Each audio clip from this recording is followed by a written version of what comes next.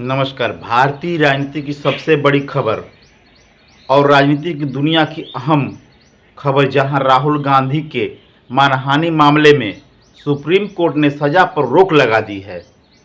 राहुल गांधी की 2 साल की सजा पर सुप्रीम कोर्ट ने रोक लगा दी। जी हां, बीजेपी के लिए यह जबरदस्त झटका है। सुप्रीम कोर्ट ने सूरत कोर्ट से उस फैसले को, बल्कि सूरत कोर्ट के उस जज की नीयत को भी उधेड़ कर रख दिया है, जिसने 23 मार्च 2023 को राहुल गांधी की मानहानि मामले में 2 साल की सजा सुनाई थी, जिसके तहत राहुल गांधी की संसद सदस्यता चली गई। सूरत के सीजेएम कोर्ट के जज एच वर्मा, हरीश हसमुख वर्मा ने 2 साल की सजा सुनाई। फिर इसके बाद सेशन कोर्ट सूरत ने सजा को बरकरार रखा, यानी कि जो सजा सीजेएम ने दी थी उस पर सेशन कोर्ट ने मोहर लगा दी। और इसके बाद मामला पहुंचता है गुजरात हाईकोर्ट ने भी सजा को बरकरार रखी और अपनी मोहर लगा दी। इस पर सुप्रीम कोर्ट ने पूछा कि आपने क्यों 2 साल की अधिकतम सजा दी, किस कारण से सजा दी, कौन से वह सबूत हैं जिस पर आपने सजा दी। वहीं कानून के जानकार बताते हैं कि 2 साल से कम की सजा होती तो राहुल गांधी की संसद सदस्यता नहीं जाती। सुप्रीम कोर्ट ने सीधे सीधे जज की नीयत पर सवाल खड़ा कर दिया। सुप्रीम कोर्ट ने कहा कि यह केवल एक व्यक्ति का मामला नहीं है, यह पूरे लोकसभा क्षेत्र के लोगों के प्रतिनिधित्व हासिल करने के अधिकार से जुड़ा हुआ है। सदस्यता जाने से पहले राहुल गांधी केरल के वायनाड संसदीय क्षेत्र का प्रतिनिधित्व करते थे। सुप्रीम कोर्ट में 3 घंटे तक चली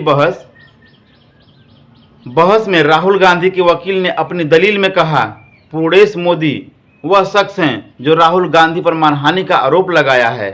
उनका कहना है कि राहुल गांधी ने चुनावी सभा में मोदी समुदाय का अपमान किया है।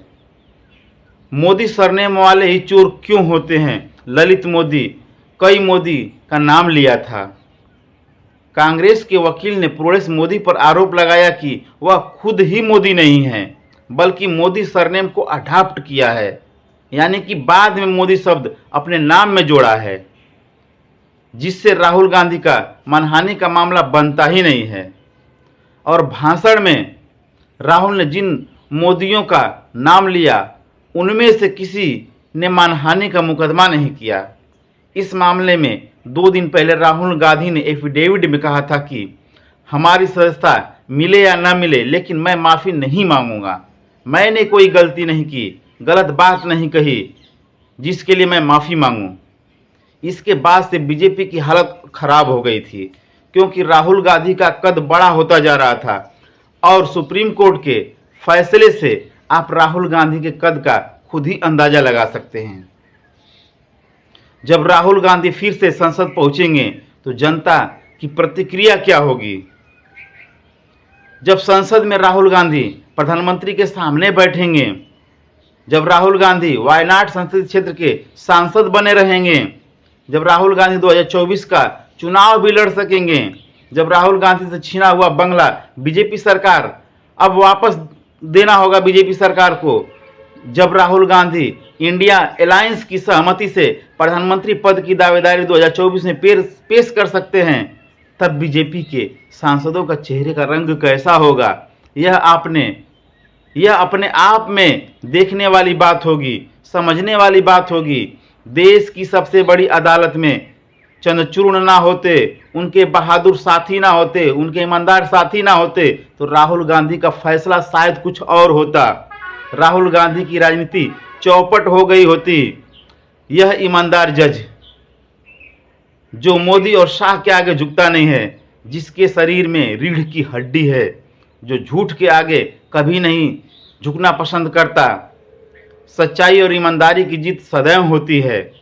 कांग्रेस के लिए, इंडिया अलायंस के लिए यह बहुत बड़ी राहत की खबर है। राहुल गांधी की सजा पर रोक से बीजेपी की सांसें तक रुक गई हैं। और देखा जाए तो गोदी मीडिया मरणासन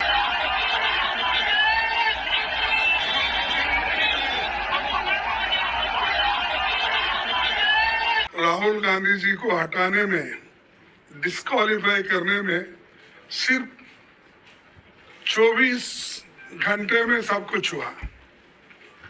आप देखेंगे अब कितने घंटे में उनको रीइंस्टेट करते हैं।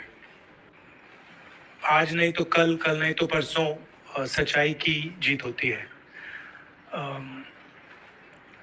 मगर जो भी हो, मेरा रास्ता तो क्लियर है।